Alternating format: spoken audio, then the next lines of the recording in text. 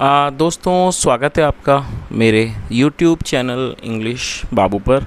और आज मैं फिर हाजिर हूँ आपके साथ एक नई स्टोरी लेकर। और दोस्तों आज जो स्टोरी मैं आपके लिए लेकर आया हूँ ये एक शॉर्ट मॉरल स्टोरी है। बहुत ही अच्छी मज़ेदार कहानी है। कहानी सुनने में आपको मज़ा आएगा। उसके अलावा दोस्तों आज की इस स्टोरी में आपको कुछ नए इंग्लिश के वर्ड मीनिंग सीखने को मिलेंगे, उनकी करेक्ट प्रोनाउंसिएशन के बारे में पता चलेगा और हमेशा की तरह जो इसका ग्रामर का स्ट्रक्चर है उसे बिल्कुल डिटेल में कवर करेंगे, तो एक एक स्ट्रक्चर को आप बड़ी आसानी से सीख पाएंगे। तो चलिए दोस्तों आज की इस कहानी को हम शुरू करते हैं और सबसे पहले कहानी का टाइटल देखते हैं। कहानी का टाइटल है फॉर अ सिंगल रूपी। फॉर अ सिंगल रूपी क्या मतलब हुआ? मतलब सिर्फ 1 रुपये के लिए। तो दोस्तों ये आज की इस कहानी का टाइटल है, शीर्षक है। और अब मैं इसे पढ़ना शुरू करता हूँ। आप लोगों से रिक्वेस्ट है कहानी को बिल्कुल ध्यान से सुने, और यदि आज की कहानी आपको पसंद आए तो आप इसे लाइक ज़रूर करें। तो चलिए इसको शुरू करते हैं। One day Monu was passing through a forest at night. क्या मतलब हुआ? दोस्तों ये जो वाक्य है ये पास्ट कॉन्टीन्यूअस का वाक्य है। पास्ट कॉन्टीन्यूअस का मतलब होता है जब हम कोई ऐसा वाक्य बनाते हैं जहां वाक्य की टेल पर रहता रहिती जैसे शब्द आएंगे, तो इस तरह के वाक्यों को पास्ट कॉन्टीन्यूअस का वाक्य कहा जाता है, जहां पर वॉज या फिर वर का प्रयोग हेल्पिंग वर्ब के रूप में किया जाएगा। यदि सब्जेक्ट सिंगुलर नाउन होगा तो उसके साथ वॉज, अब ये सिंगुलर है तो इसके साथ वॉज का प्रयोग यहाँ पर किया गया, साथ में वर्ब की फोर्थ फॉर्म। पास का मतलब होता है कहीं से, पास थ्रू का मतलब कहीं से होकर गुजरना, और ये फोर्थ फॉर्म है पासिंग थ्रू। तो आप इस चीज़ को याद रखें, पास्ट कॉन्टीन्यूअस में आपको फोर्थ फॉर्म का प्रयोग करना होता है। तो इस लाइन का क्या अर्थ हुआ? वन डे एक दिन, Monu was passing through a forest. Monu एक जंगल से होकर गुजर रहा था एट नाइट, रात में। तो इस पूरी लाइन का क्या अर्थ निकला? One day Monu was passing through a forest at night, मतलब एक दिन मोनू रात में एक जंगल से होकर गुजर रहा था।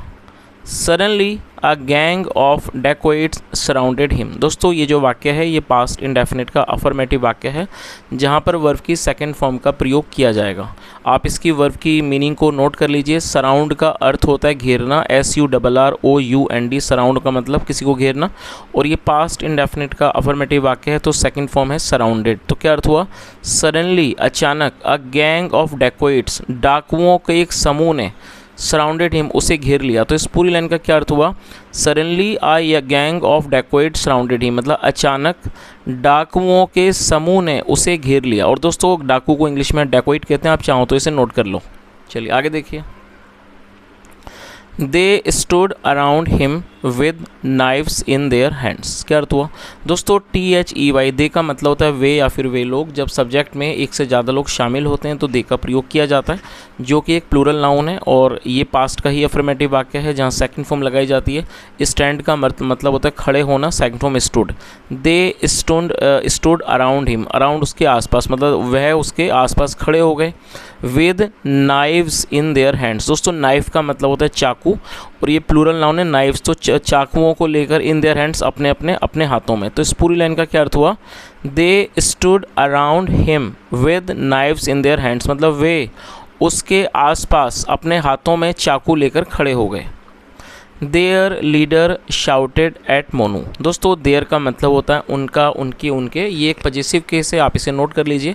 जब कोई व्यक्ति या वस्तु एक से अधिक लोगों से संबंधित होती है तो उसके लिए देयर का प्रयोग किया जाएगा। स्पेलिंग होगी THEIR।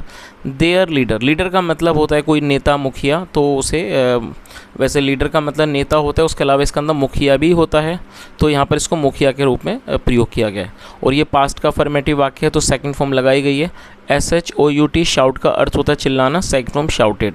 There leader shouted at Monu. दोस्तों यहाँ पर आप ध्यान दें, जब हम शाउट वर्ड का यूज़ करेंगे तो यहाँ पर हमें प्रीपोजिशन एट का यूज़ करना होता है। इन छोटी छोटी चीज़ों को आप हमेशा ही याद रखें। There leader shouted at Monu, उनका मुखिया मोनू पर चिल्लाया। Give us what ever you have, money, jewellery, everything. दोस्तों ये जो वाक्य है ये हमारा इम्पेरेटिव वाक्य है। देखिए इम्पेरेटिव का मतलब होता है आदेशात्मक वाक्य। ऐसा कोई भी वाक्य जहाँ पर किसी को कोई आदेश दिया जाए उसे इम्पेरेटिव वाक्य कहा जाता है। जहाँ पर वर्ब का ही प्रयोग करके वाक्य को बनाया जाता है, वहाँ पर किसी भी तरह की सब्जेक्ट का प्रयोग करने की कोई आवश्यकता नहीं होती है। डायरेक्टली सेंटेंस को वर्ब से ही शुरू करते हैं। तो क्या अर्थ हुआ, गिव दे दो, अस हमें, वॉट एवर यू हैव आपके पास जो भी है। और यहाँ हैव जो है वो किस चीज़ की सेंस दिखा रहा है, ये पजेसिव वाक्य है। पजेसिव का मतलब होता है जब किसी के पास कुछ हो तो उसे पजेसिव कहते हैं, जहाँ पर हैज़ या हैव का यूज़ हेल्पिंग वर्ब के रूप में होता है। तो उसने क्या कहा, यहाँ से देखते हैं, उनका जो नेता था वो मोनू पर चिल्लाया, give us what ever you have, हमें दे दो जो भी तुम्हारे पास है, पैसा, ज्वेलरी, एवरीथिंग, सब कुछ हमें दे दो। चलिए आगे देखिए।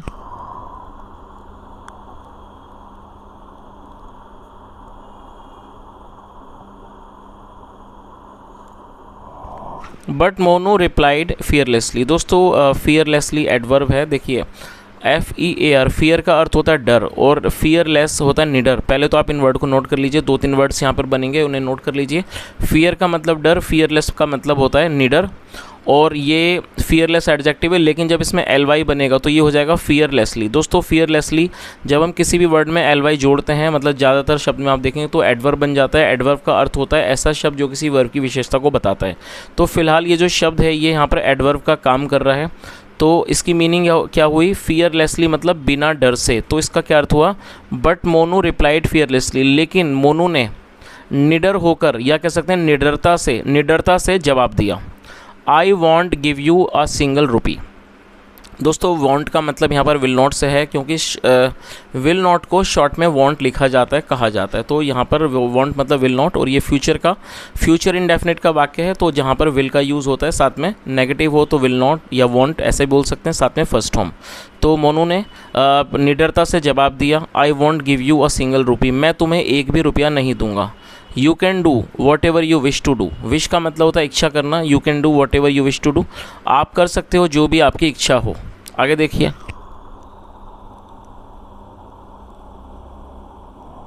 और दोस्तों आगे बढ़ने से पहले मैं आपको यहाँ पर एक छोटी सी बात बताना चाहूँगा, वरना मैं भूल जाऊँगा।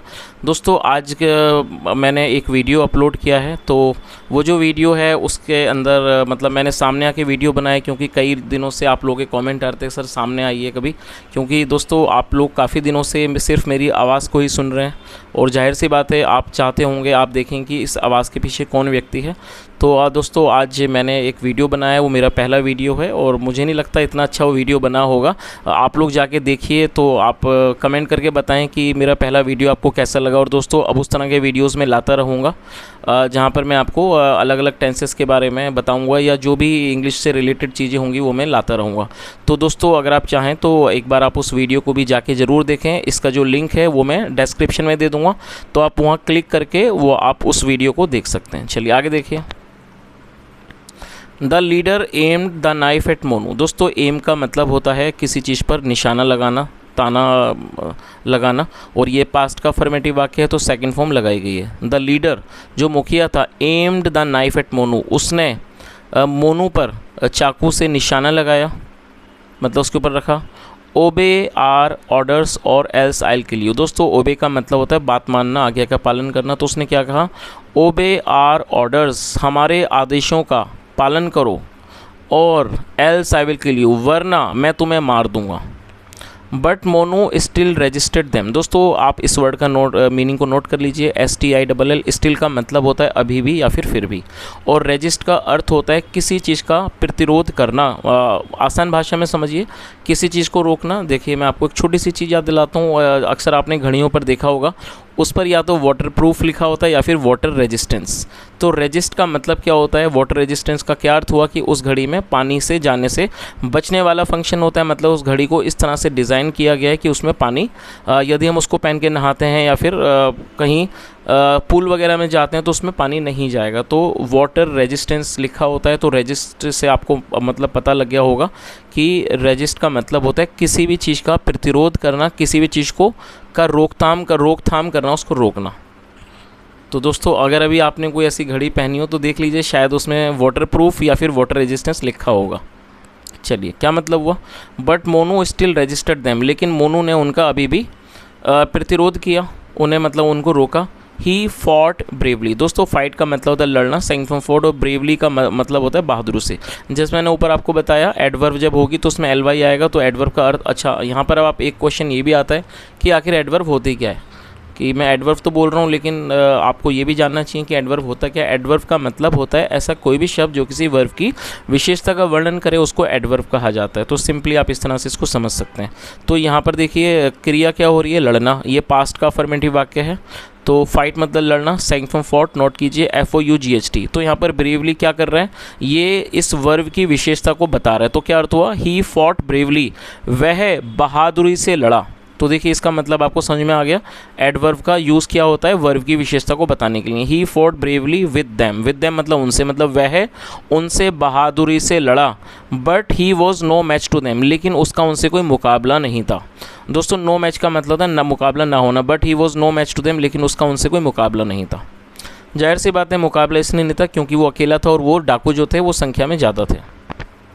आगे देखिए, द डेकोइट्स कॉट हिम। दोस्तों कैच का अर्थ होता है पकड़ना, second from caught. The dacoits caught him, डाकुओं ने उसको पकड़ लिया।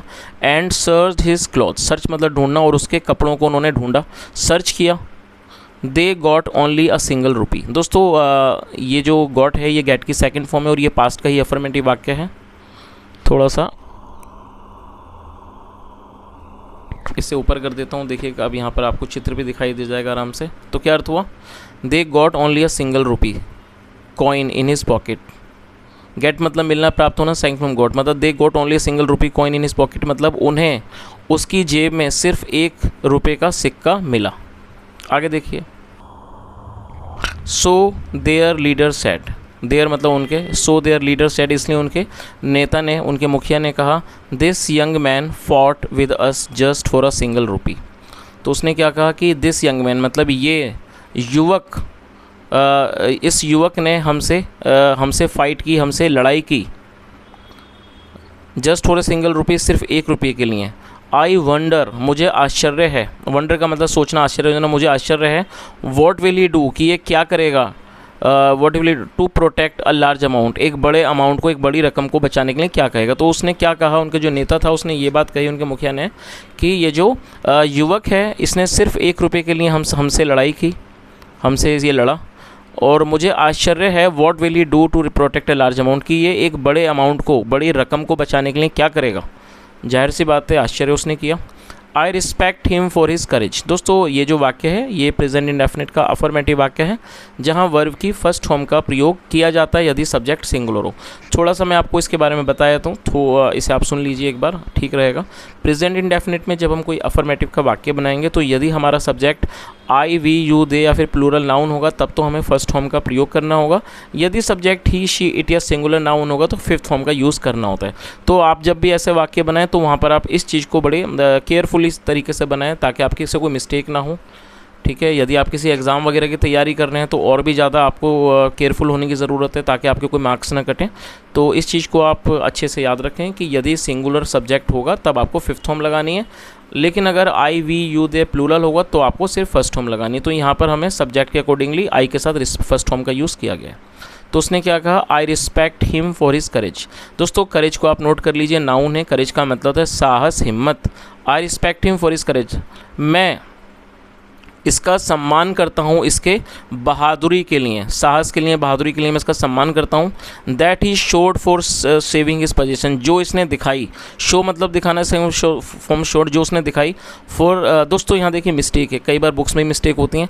शेव का अर्थ क्या होता है, जो दाढ़ी वगैरह बनाना, बाल छिलाना। तो यहाँ पर जो ए है, ये जो एच है ये गलत है क्योंकि ये सेविंग होना चाहिए ना कि शेविंग।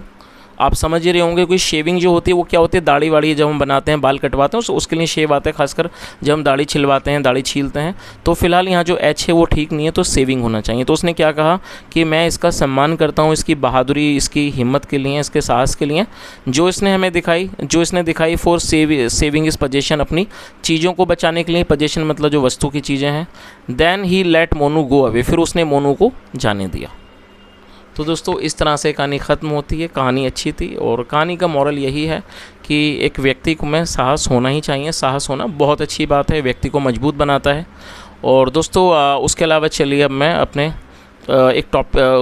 एक छोटी सी इन्फॉर्मेशन मैं आपसे चाहूँगा, कल के वीडियो में ही मैंने बताया था दोस्तों। कुछ टाइम से मैं प्लान कर ही रहा हूँ कि इस तरह के ग्रामर के वीडियो चालू करूँ। अब समय आ गया है, मैं इसको जल्दी ही शुरू करूँगा। तो आप लोग कमेंट करके ज़रूर बताएं, क्योंकि कल भी मैंने पूछा था तो कुछ किसी सब्सक्राइबर ने बताया कि आप सर पहले शुरुआत प्रेजेंट इंडेफिनिट से कीजिए। तो आपका जो भी सुझाव वो बताएं।